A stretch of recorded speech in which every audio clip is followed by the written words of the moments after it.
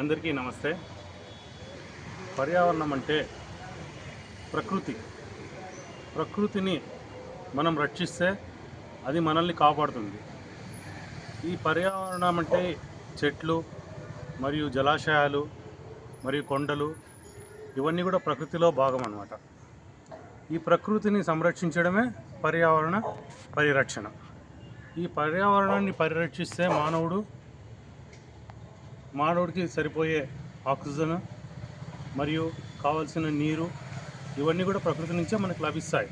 కాబట్టి విరివిగా చెట్లను పెంచి మనకు కావాల్సిన ఆక్సిజన్ని చెట్ల నుంచి మనం తీసుకోవాలి. మనకు కావాల్సిన నీరు కూడా పర్యావరణాన్ని పరిరక్షిస్తే చెట్లు పెరిగి పెద్దవయ్యి మేఘాల ద్వారా నీటిని చల్లటి గాలి మేఘాలకు తగిలి నీటిని వర్షించే విధంగా మనకు చెట్లు తోడ్పడతాయి. కాబట్టి మొట్టమొదటిగా మనం నేర్చుకోవాల్సింది ఈ చెట్లను పరిరక్షించడం.